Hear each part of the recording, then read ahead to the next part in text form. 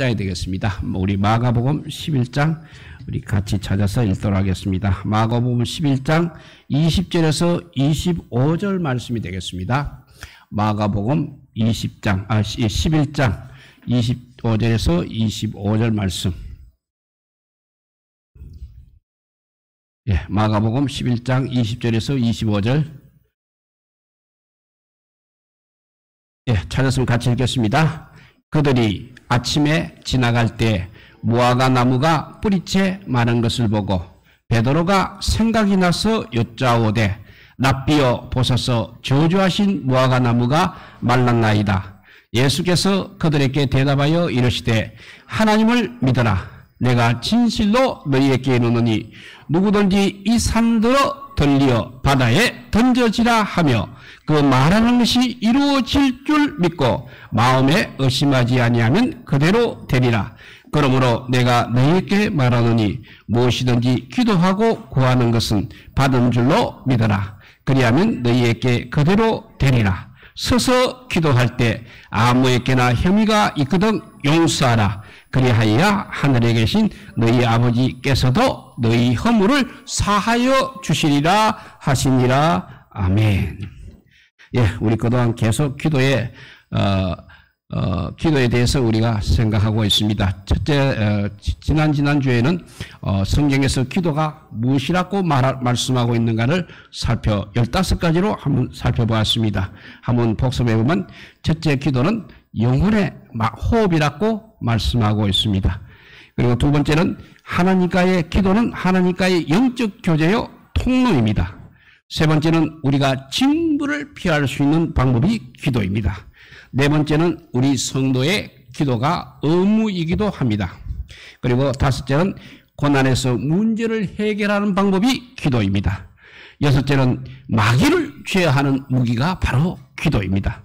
일곱 번째는 예수님의 이름으로 응답받는 도구가 기도입니다. 여덟 번째는 하나님을 앙망하여 사랑하는 것이 기도입니다.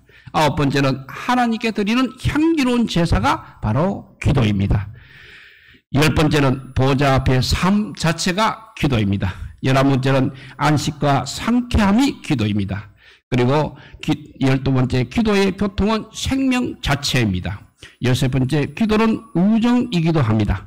그리고 기도는 14번째 기도는 보답이라고 하면서 기도는 실험이기도 하고 기도는 마음을 토하는 것이고 기도는 대적을 맞는 벽과 같고 기도는 필요를 채우는 빈손과 같고 기도는 천국문을 여는 열쇠와 같고 주님과 연합을 이루는 수액과 같고 그리고 찬미의 동반자와 같다고 했습니다.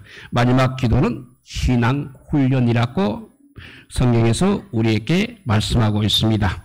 정말 우리가 그래서 우리가 얼마나 기도가 중요한 것인가를 배웠습니다. 그리고 우리 예수님도 열심히 이 공생에서 기도하셨습니다. 그래서 이 시간부터 우리가 하루에 시간의 11조를 기도로 드리기를 드렸으면 좋겠습니다. 그래서 영육간의 기도를 통하여 영육간의 귀한 은혜 속에 살아가는 성도들이 되어야 하겠습니다. 그리고 두 번째 날은 우리가 기도의 단계에 대해서 4가지 단계를 말씀드렸습니다. 첫째, 기도에는 육신적인 소원을 하는 본능의 단계가 있다고 했습니다. 문제가 있거나 무슨 육신적인 소원이 있을 때만 기도하는 단계라 했습니다. 그래도 기도하지 않는 사람보다는 그래도 상당히 발전된 과정인 것입니다. 우리도 문제가 있을 때마다 기도로서 풀어가려고 엎드리는 신앙이 필요한 것입니다. 이렇게 이 첫 단계 본능의 기도 단계의 특징은 대체로 그 목표가 바로 육신적인 영역을 벗어나지 못합니다. 또 그래서 하나님의 뜻을 살피거나 묻는 것보다는 약속의 말씀을 오히려 자기의 이기적인 목적을 성취하기 위해서 그렇게 힘쓰며 기도합니다. 감사와 찬양보다 간구의 기도가 주류를 이루고 있습니다. 그리고 그래서 기도의 범위 역시 나의 이해관계에서 크게 벗어나지 못한다고 했습니다. 이 육신적인 소원을 하는 본능의 단계에서 육신적인 문제의 짐이라도 가지고 나서 그래도 기도하는 사람이 된다면 1차적으로는 성공했다고 할 수 있다고 했습니다. 그 다음에 이제 조금 올라가면 윤리 의무의 단계가 있습니다. 이 기도의 윤리 의무의 단계는 하나님 앞에서 사람 앞에서 그래도 내가 기도해야 할 의무와 책임을 인식하고 기도하는 단계가 되겠습니다. 간단히 말하면 의무와 책임을 느끼며 이제는 기도하는 사람으로 살리라, 이렇게 기도의 사람이 되기로 다짐하는 단계인 것입니다.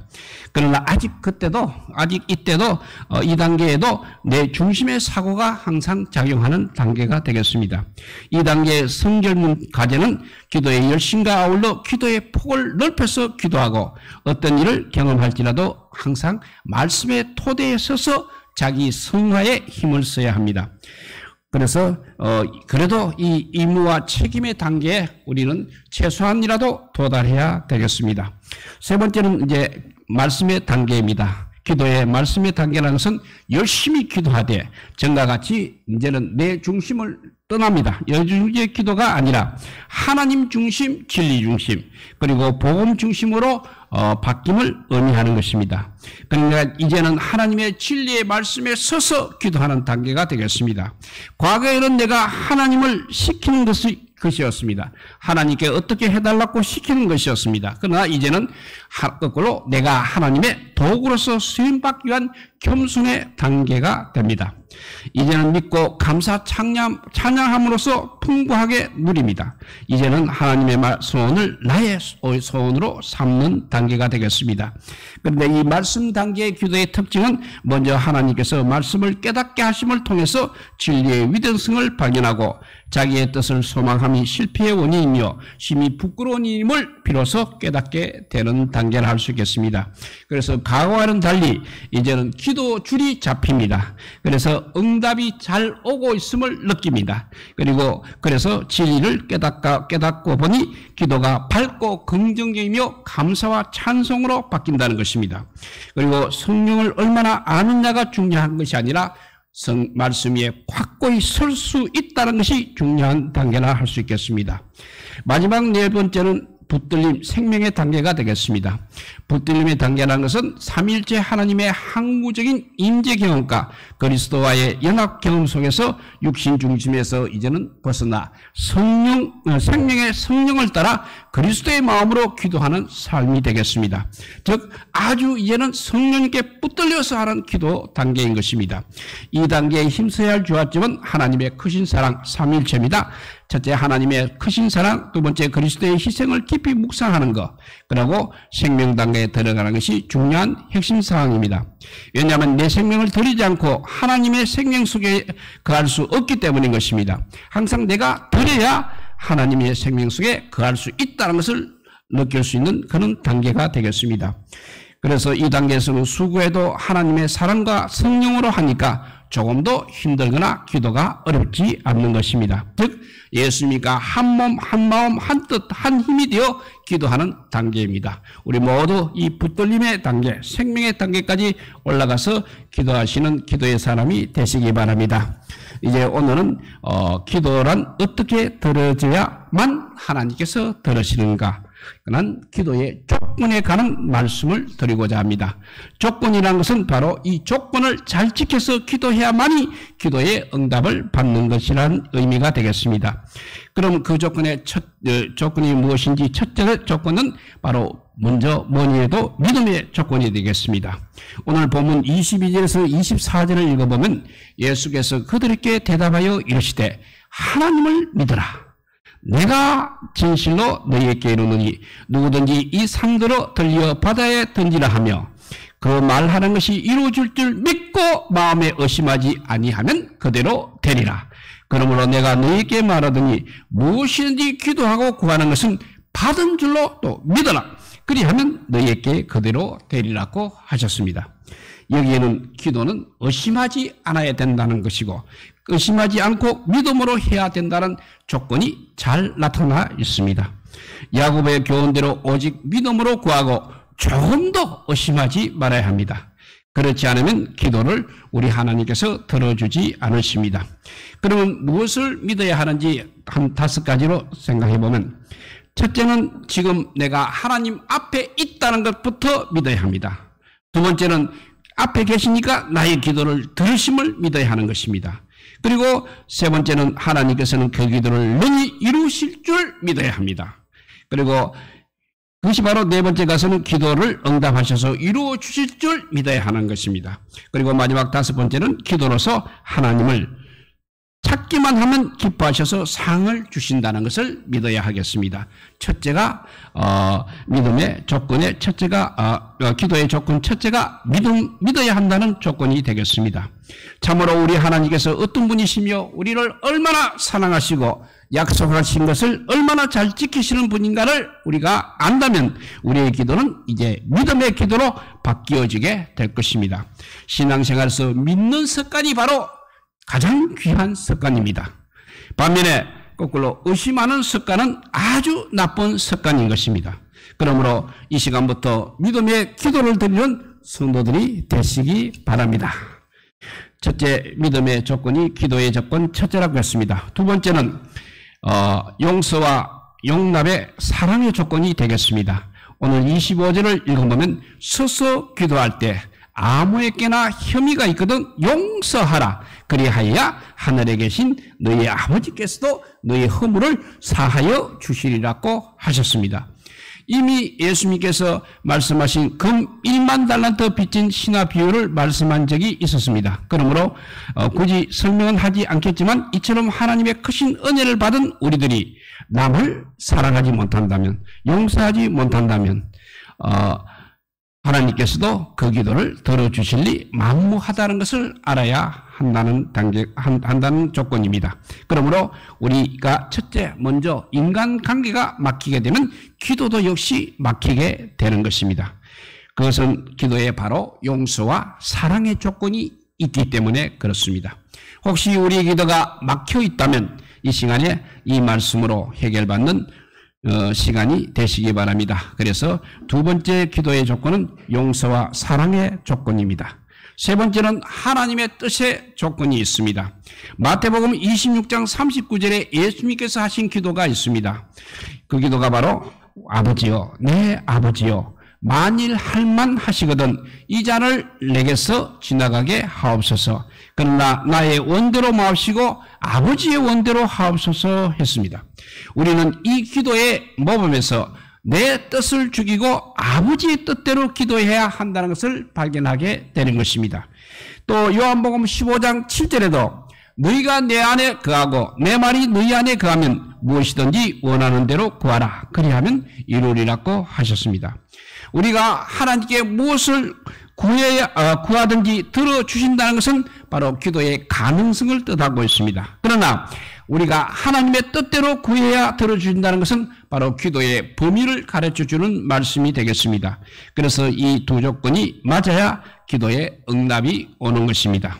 기도의 가능성과 기도의 범위의 조건에 맞아야 기도의 응답이 오는 것입니다. 이 두 조건이 맞다면 그 기도의 내용이 어떤 것이든지 다 이루어지게 되는 것입니다. 그러기 위해서는 하나님의 뜻의 조건이 바로 하나님의 뜻인 성경을 토대로 우리가 기도를 해야 하는 것입니다. 또 하나님의 뜻대로 우리 속에서 우러나게 하시는 기도의 성령의 도우심을 받아야 되는 것입니다. 이렇게 세 번째 기도의 조건은 하나님의 뜻에 맞는 조건이 되겠습니다. 네 번째는 예수 이름의 조건이 있습니다. 요한복음 14장 13절에 보면 너희가 내 이름으로 무엇을 구하든지 시행하리라 하셨습니다.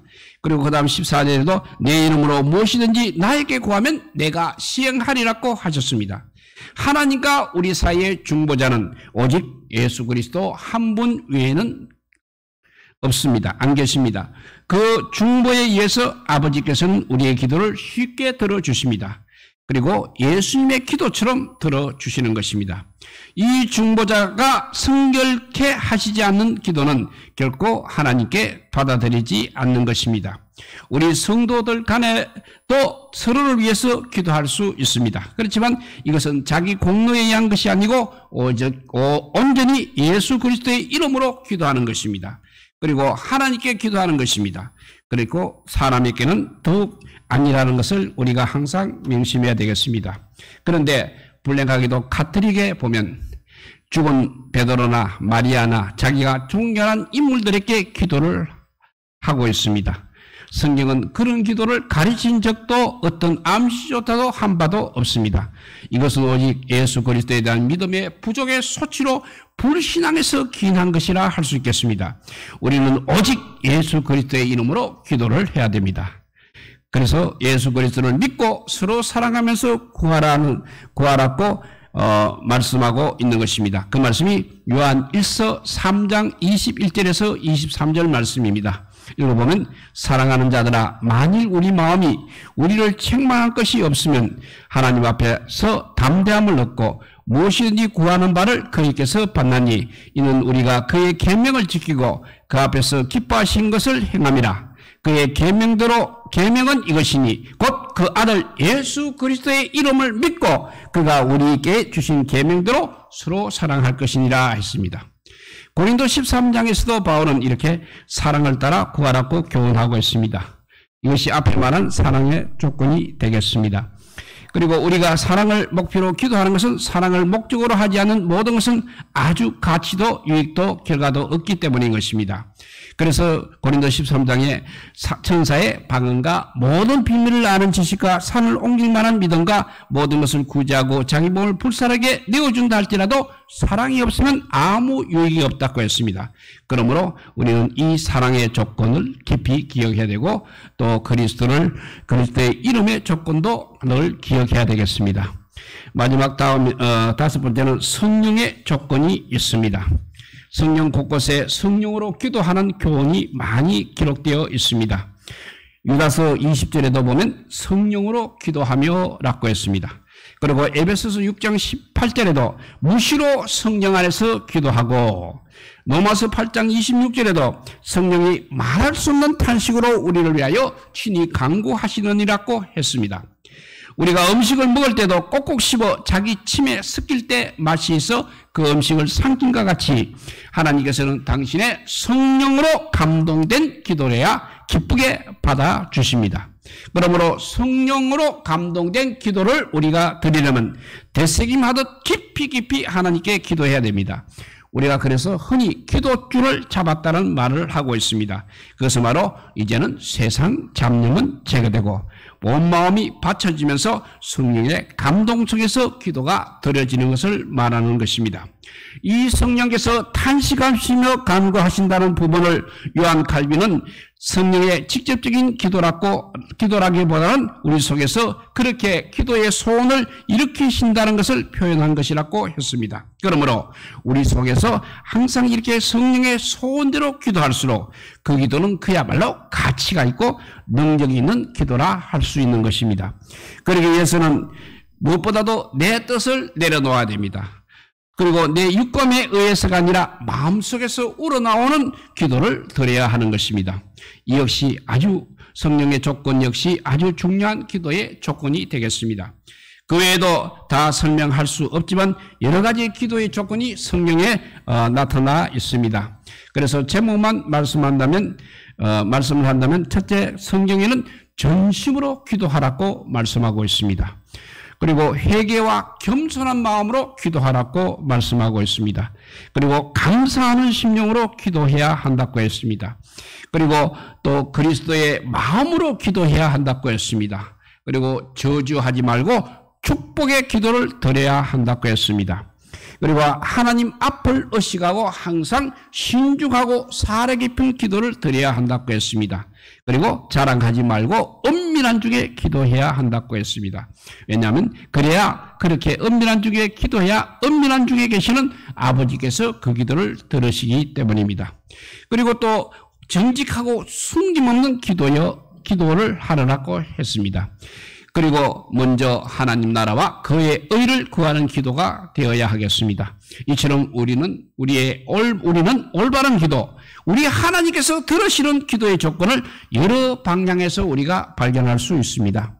그래서 성경에는 모범적인 기도자들이 많이 나타나고 있습니다. 그 중에서도 가장 모범적인 기도자는 바로 우리 예수님이십니다.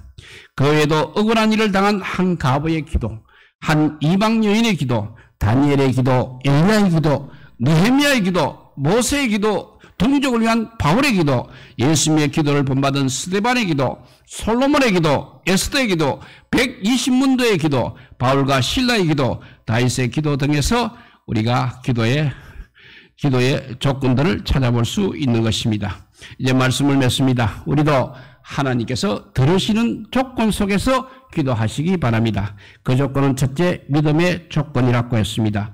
용서와 사랑의 기도, 사랑의 조건, 그리고 하나님의 뜻에 합당한 조건, 그리고 예수 이름을 하는 조건, 또 성령의 조건, 그 밖에 전심으로 회개함으로 겸손과 감사, 예수님의 심령으로 축복으로 정직으로 하나님의 나라와 그의 의를 먼저 구하는 조건으로 기도해야 한다고 했습니다. 우리 모두 특별히 우리 예수님의 기도의 본을 따라서 하나님께서 응답하시는 아름다운 기도를 날마다 드리시는 우리 모든 성도들 되시기를 우리 주님의 이름으로 축복드립니다. 기도하겠습니다. 사랑과 은혜가 풍성하신 하나님 감사합니다. 그냥 내 속에서 아버지 생각나는 대로 기도하는 것이 아니라 하나님의 뜻에 합한 기도가 되게 하여 주시고, 정말 다윗이 기도했을 때 다윗이 내 마음에 합한 자라고 주님께서 말씀하셨듯이 우리의 기도가 늘 하나님 마음에 합한, 하나님의 뜻에 합한 기도가 되게 하여 주시옵소서. 그리고 나의 아버지요 육신적인 욕심으로 기도하는 것이 아니라 정말 하나님 나라와 그의 의를 먼저 구하는 기도가 우리에게 늘 우선되게 하여 주시옵소서. 특별히 우리가 이 금요 저녁에 드리는 기도야말로 하나님께서 들으시는 기도, 기도의 조건에 합당한 기도가 되게 하여 주시옵소서. 그래서 사탄 마귀가 방해하지 않게 하여 주시고, 오직 성령 하나님께서 우리의 기도 향을 하늘 보좌로 인도하는 기도가 되게 하여 주시옵소서. 정말 어려운 상황 속에서도 아버지 우리가 기도줄을 놓치지 않게 하여 주시고 늘 주님과 연결된 삶이 되게 하여 주시고 주님의 뜻에 합당한 삶을 살아가는 저희들 되게 하여 주시고 정말 믿음이 풍성한 기도가 되게 하여 주셔서 하나님의 사랑을 실천하는 기도가 되게 하여 주시옵소서. 특별히 성령께서 아버지 우리의 기도를 인도하여 주시기를 주여 간절히 비옵나이다. 그래서 아버지요 이 아름다운 세상에 아버지요 사탄 마귀가 헤쳐놓은 이 세상에서 정말 하나님 앞에 아름다운 기도를 드리는 하나님의 사람의 기도가 되게 하여 주시옵소서. 우리 모두 기도의 용서가 되어서 이 어려운 아버지요 세상 속에서도 그래도 하나님의 이름을 높이는 자 되게 하여 주시고 하나님의 말씀을 널리 전하는 자 되게 하여 주시고 또 많은 생명을 살리는 기도가 우리의 기도가 되게 하여 주시기를 간절히 빌고 원하올 때 우리 구주 예수 그리스도 이름으로 기도드리옵나이다. 아멘.